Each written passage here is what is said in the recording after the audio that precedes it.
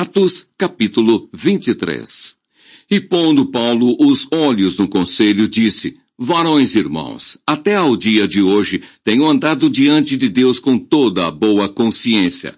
Mas o sumo sacerdote Ananias mandou aos que estavam junto dele que o ferissem na boca.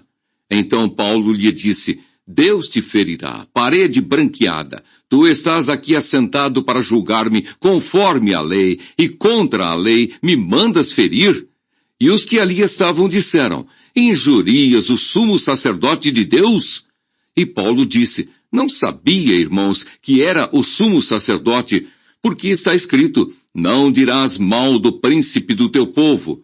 E Paulo, sabendo que uma parte era de saduceus e outra de fariseus, clamou no conselho: Varões irmãos, eu sou fariseu, filho de fariseu. No tocante à esperança e ressurreição dos mortos, sou julgado.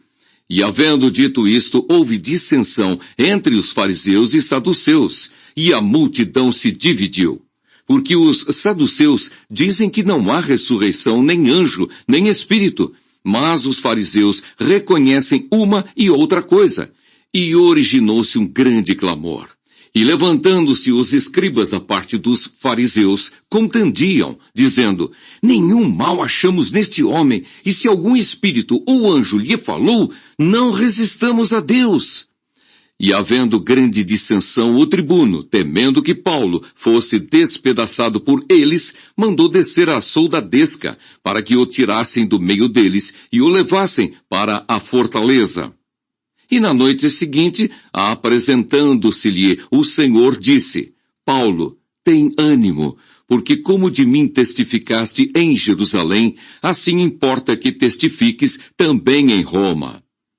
Conspiração dos judeus contra Paulo. Este é mandado para Cesareia. Quando já era dia, alguns dos judeus fizeram uma conspiração e juraram dizendo que não comeriam nem beberiam enquanto não matassem a Paulo. E eram mais de 40 os que fizeram esta conjuração. Estes foram ter com os principais dos sacerdotes e anciãos e disseram: Conjuramo-nos, sob pena de maldição, a nada provarmos até que matemos a Paulo.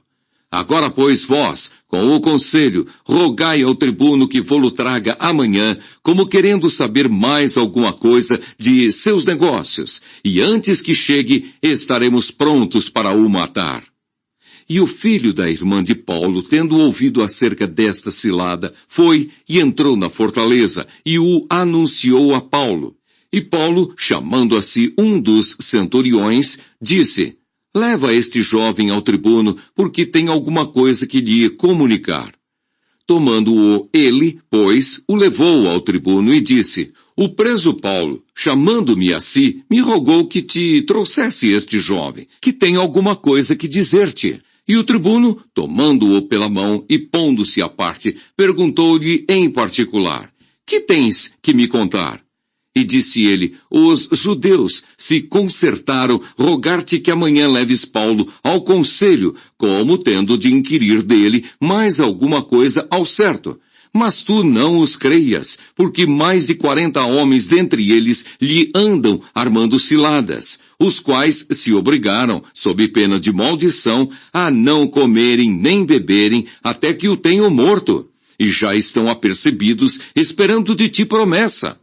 Então o tribuno despediu o jovem, mandando-lhe que a ninguém dissesse que lhe havia contado aquilo. E chamando 2 centuriões, lhes disse: Aprontai para as 3 horas da noite 200 soldados, e 70 de cavalo, e 200 lanceiros, para irem até Cesareia, e aparelhai cavalgaduras, para que, pondo nelas a Paulo, o levem salvo ao governador Félix. E escreveu uma carta que continha isto: Cláudio Lísias a Félix, potentíssimo governador, saúde. Este homem foi preso pelos judeus, e estando já a ponto de ser morto por eles, sobrevim eu com a soldadesca e o livrei, informado de que era romano. Querendo saber a causa por que o acusavam, o levei ao seu conselho, e achei que o acusavam de algumas questões da sua lei, mas que nenhum crime havia nele digno de morte ou de prisão. E sendo-me notificado que os judeus haviam de armar ciladas a esse homem, logo te enviei, mandando também aos acusadores que perante ti digam o que tiverem contra ele. Passa bem. Tomando, pois, os soldados a Paulo, como lhes fora mandado, o trouxeram de noite a Antipátride. No dia seguinte, deixando aos de cavalo irem com ele, tornaram à fortaleza, os quais, logo que chegaram a Cesareia, e entregaram a carta ao governador, lhe apresentaram Paulo. E o governador, lida a carta, perguntou de que província era. E sabendo que era da Cilícia, disse, ouvir-te-ei, quando também aqui vierem os teus acusadores. E mandou que o guardassem no pretório de Herodes.